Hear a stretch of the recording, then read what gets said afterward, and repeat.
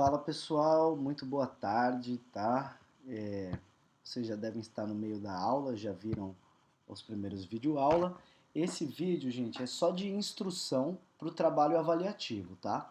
Então dá uma olhada, eu bolei um trabalho bem interessante. A ideia aqui é o seguinte, tem uma viga treliçada de uma fábrica, onde trabalharão muitos funcionários, ela precisa ser verificada quanto à tração. Gente, vale lembrar que tudo que eu escrever aqui tem a ver com o seu trabalho. Então, trabalharão muitos funcionários, isso já é informação, beleza? Aí o perfil mais tracionado, que tem 3,5 metros de comprimento, foi calculado e os esforços internos oriundos de cada carregamento foi descrito na tabela a seguir. O aço utilizado é o ASTM A36. Pessoal, dá uma olhada. Depois de calcular, chegou que o peso próprio nessa viga dava um esforço de tração de 410. A sobrecarga devido a equipamentos, 260 kN. A sobrecarga devido a monovia dava 305 kN. Já a carga de vento, gente, ela deu P vezes 90. E o que é P?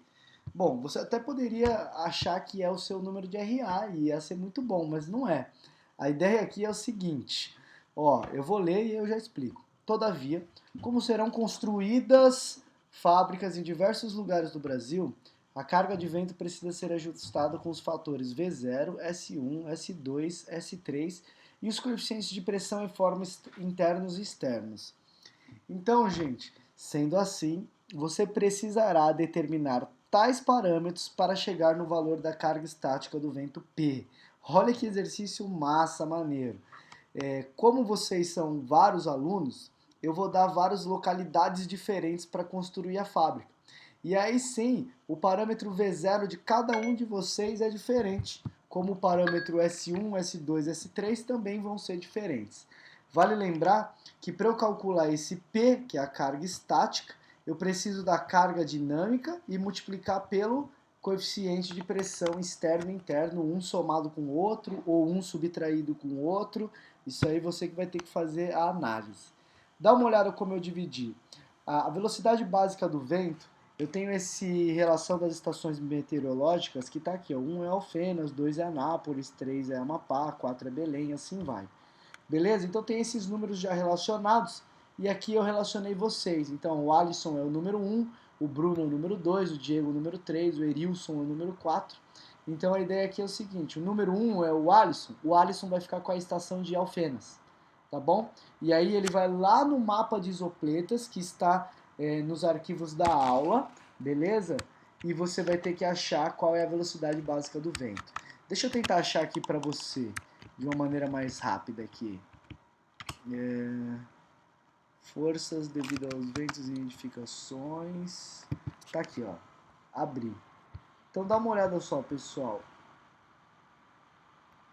Nesse mapa aqui, ó. Você vai olhar lá qual que é a sua estação e vai achar a sua estação 1, vai procurar aqui e vai olhar no mapa de isopletas como faz essa...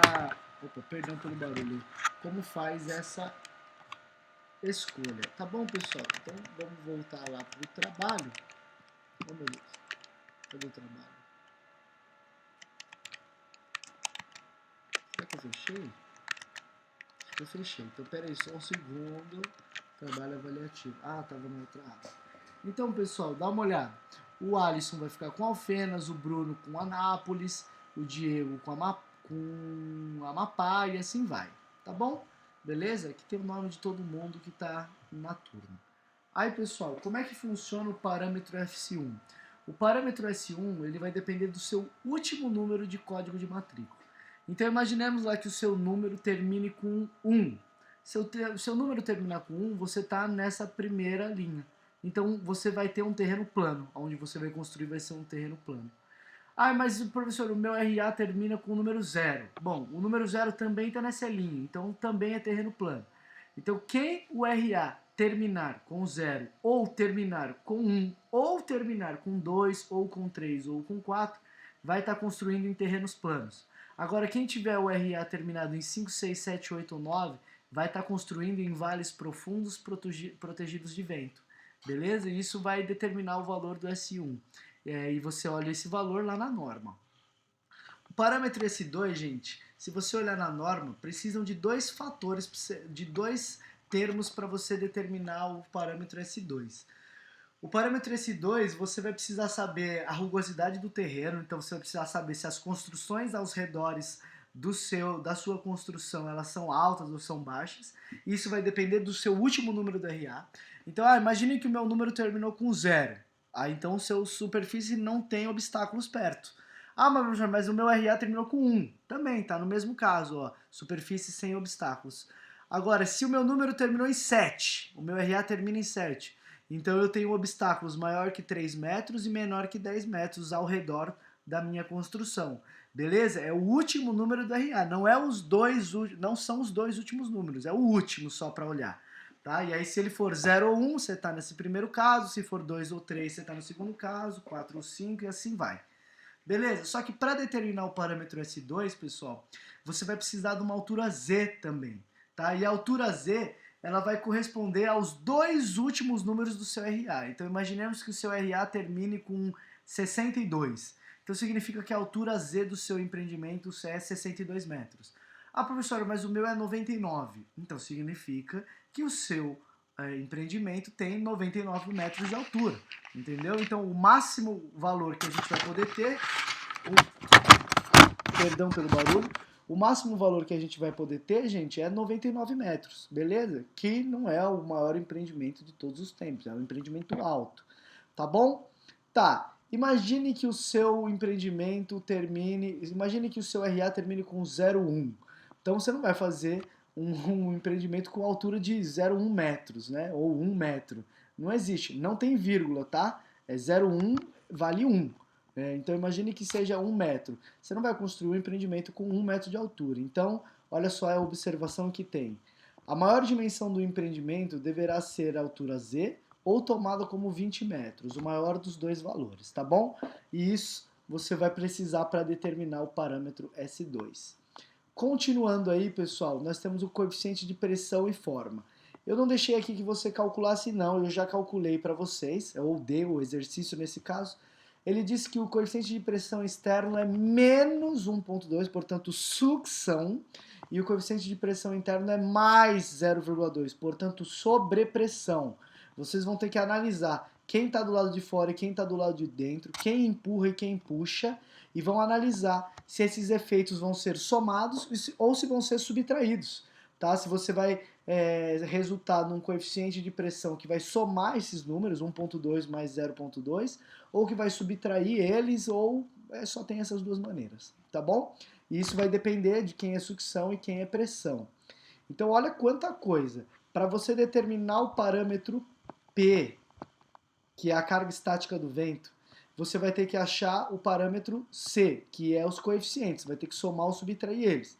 Mas para determinar o parâmetro Q, eu preciso da velocidade básica do vento, eu preciso do fator S1, eu preciso do fator S2, que está aqui, eu preciso do fator S3, que vocês vão tentar achar sozinhos, vai ter como, tem no enunciado dizendo, e depois vocês ainda vão jogar numa fórmula, 0,613 de VK ao quadrado, um monte de coisa lá que está tudo na norma, está tudo na aulinha de ventos. Beleza? Feito tudo isso, você chegou na carga P. E aí a carga P você multiplica por 90, você determina todos os esforços. Feito todos os esforços, pessoal, o que você vai ter que fazer? Você vai fazer as combinações de ação. Vai ter que combinar. Peso próprio, aí tem dois tipos de sobrecarga, vai colocar dois tipos de sobrecarga e outro tipo de carga acidental, que é o vento. Então você vai ter que ver qual que é a principal, qual que é a secundária, e combinar as ações daquela maneira que a gente já te ensinou. Fizemos uma aulinha só de combinação de ações, beleza? Tem os gamas lá, tem um monte de parâmetros para você achar. Tem os psi0, tem os gama, tem um monte de parâmetro, beleza? Bom, achado a combinação de ações, aí sim a gente vai entrar para o nosso problema propriamente dito. Você tá ferrado, né? Um mega trabalhão gostoso de fazer. Então dá uma olhada nesse trabalho. Sabe-se que o perfil escolhido para tal situação é o perfil de cantoneira de abas iguais, com largura B igual a 203, porém a espessura deve ser escolhida da maneira mais econômica possível. O que eu quero dizer aqui? Você vai lá na tabela de perfis, que eu deixei aqui tudo anexado para você, e você vai entrar no perfil cantoneira, mas o perfil cantoneiro aqui tem a largura 203 milímetros. Só que a espessura desse perfil eu não vou dar para vocês. Eu não vou dar. E aí sabe o que vai ter que acontecer? Você vai ter que escolher a espessura. E obviamente, se você pegar a espessura mais grossa que tiver na sua tabela, ela vai passar. O seu perfil vai respeitar o ELU e o ELS. Mas a ideia é a gente fazer da maneira mais econômica possível. Então você vai ter que escolher o perfil mais fino possível que atenda ao ELU e ao ELS. E para você calcular aí o ELU e o ELS, a gente já deu exercício resolvido de tração aí. Até hoje, na aula de hoje, eu mostrei um vídeo aula para vocês com essa resolução. Beleza, pessoal? Então tá escrito aí, ó. A escolha do perfil deverá ser realizada através da tabela de perfis. Em seguida, você deverá executar a verificação das peças no estado dos limites. Pessoal, verificou no ELU ruptura da seção líquida, escoamento da seção bruta, compara esses valores com os valores da combinação de ação para ver se essa peça passou ou se ela não passou. Professor, e se eu escolher um perfil que não passou? Então você vai ter que mudar o perfil e escolher um pouquinho mais grosso. Ah, professor, e se eu fizer de novo e não passar? Aí você escolhe um pouco mais grosso e um pouco mais grosso até passar. É assim que faz na vida real o cálculo à mão. Beleza? O detalhamento da ligação está aqui. Perceba que eu tenho parafuso nas duas abas, tenho tanto nessa aba quanto nessa outra aba. Tem a largura aqui do perfil 203 metros, tem a dimensão de onde está os furos, tá? Aqui tem os furos mostrado na vista lateral, então tem esses cortes aqui para você entender, beleza?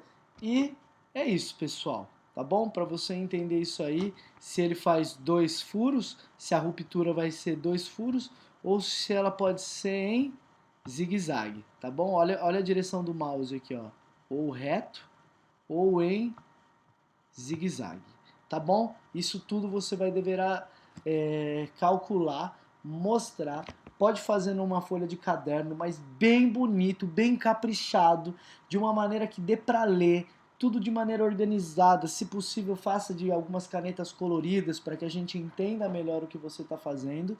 Depois você vai tirar uma fotinho e vai anexar como seu trabalho, tá bom? É muita coisa, eu sei que é difícil, mas isso vai ajudar muito você a estudar para a prova, além de ter um puta trabalho inédito e um trabalho bem real, um trabalho com situações da vida real. Beleza? Eu demorei bastante para criar esse trabalho, pessoal. Espero que você goste dele e que tenha prazer em resolvê-lo. Com isso, você vai estar bastante preparado a calcular, ou pelo menos a ter uma noção muito boa da tração em elementos estruturais metálicos. Beleza, pessoal? Vamos lá, eu espero que vocês cheguem com bons perfis para mim aí, tá? E vale lembrar, como a carga P de vento de vocês muda, as espessuras dos perfis de cada um serão diferentes. Então, não vão colar não, tá bom, pessoal? Valeu, um grande abraço e até a próxima, que será uma provinha. Beijos, tchau.